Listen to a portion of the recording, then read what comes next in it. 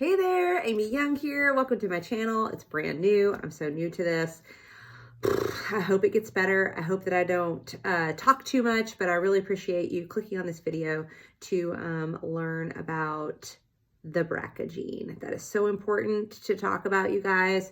I wanted to share with you guys how I found out about the BRCA gene, quick and to the point, and then I'm going to lead you on that journey, that BRCA gene journey moving forward. So please subscribe and share this out, and let me know if you have any questions about this. So it was probably around 4 years ago that my paternal aunt found out she had stage 1 cancer, and also found out while she was having her mastectomy that she was BRCA2 positive.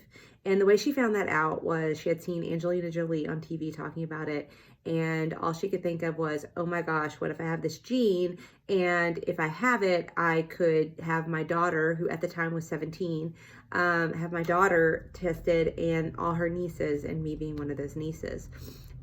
She's a very proactive person, so that was super, super cool. What I found interesting was when she asked about this, doctors and nurses were definitely against her wanting to be tested at that time because she had had a mastectomy. So they were like, well, even if you do, like, who cares? And they also threatened her with that it was going to cost her $3,000 if she came back positive. She came back negative, but she didn't care. And so she had the test and she was positive. Moving forward on this, learning about this, she had her daughter tested. Daughter was negative, praise God. But both of her parents at the time were living in an assisted living house, dealing with Alzheimer's and dementia. And so she decided not to worry their brains with any of this, because that wouldn't have helped any, but to go in and tell them that she was doing a routine blood draw or whatever, and found out that her father, my paternal grandfather, also was positive. And then it was like, oh my gosh. Then we found out my father was positive, and then I was positive. So just so you guys know, I don't have any other cancers at all in my family. So when I heard this news that my aunt had it, my dad had it, my grandfather had it, and then I have it, I was just like, you know what, that's great. That's great news. Awesome, awesome. I'm just going to learn about it real quick, and then I'll just be very proactive about going to the doctor. The way that I found out about this, you guys, is I was in Virginia at the time, and it was just a simple spit test. I had gone and gotten a mammogram and asked if there was a gene testing facility, and there was one close by, so I was able to do that. My dad, it was a blood test. So it just depends on where you live. But here's what I will say. If you want to get gene tested, okay, really it's easier today than it used to be, because I know even like online you can buy these tests where it's either like a hair test or like a little blood test or even a spit test, and it's a couple $100s. But that's not going to be the test that's going to help you move forward if you decide to do prophylactic surgeries. You're definitely going to have to go to actually a place. And the way that you can do this without spending any money is to see if you can get the people in your family who have had the cancers underneath the BRCA gene to be tested for this, and then you can get tested for it. No one will turn you down. So like, I had my aunt's paperwork, I had my dad's paperwork, and that was enough for them to go, yeah, totally, come in. What I'm learning is that if you are positive, you don't see a bill. If you are negative, you probably will. And what I also learned is most insurances will cover some of these prophylactic surgeries of these cancers underneath the BRCA umbrella, because unfortunately, preventative care is cheaper than cancer. Now, what's underneath the BRCA gene is pancreatic cancer, prostate in men, breast cancer, both men and women, melanoma, and ovarian cancer.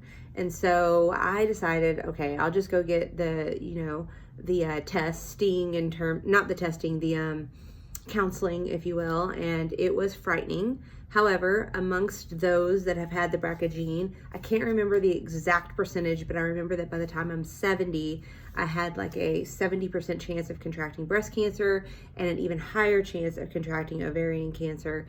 And although I was in the best shape of my life at the time of finding out this news, I am a mom of 2 boys, and I was done with, you know, having more children.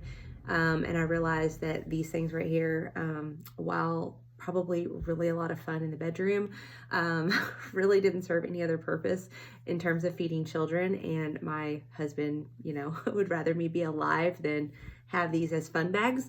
I'm just giving it to you real. That we decided together, mostly me and with his support, that I would have a double mastectomy. And then later, when I turned 40, which happened to be this past May, that I would have my hysterectomy. So all of this started when I was 37 years old. I have had a mastectomy and a reconstruction and a full hysterectomy, and I'm alive and happy and well and fantastic. And as we move forward in this new journey of mine on the YouTube video, I want you to plug in as I share with you what all that entails. I'm going to take you through my mastectomy journey. I'm going to take you through my reconstruction journey, through my life's journey, my health and wellness journey, and where I am right now, being that I am September, October, November. I think I'm 3 months post-op from a giant hysterectomy. And you know, all these things were huge life decisions, and there's so many people out there that are seeing people in their family who have these various cancers, and I don't think a lot of people understand, or they're just now coming to the realization that there is preventative things that you can do. And I just want to be that resource for you to get you to getting tested for these things, and to take the fear off of what these surgeries are like. I mean, they're no walk in the park, but at the same time, this is your life we're talking about. And it is totally a choice.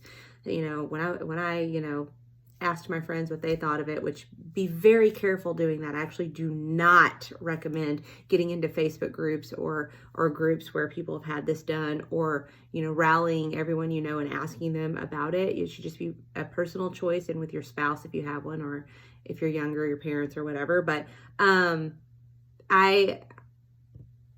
want you to know that it's a huge life choice, but cancer is worse.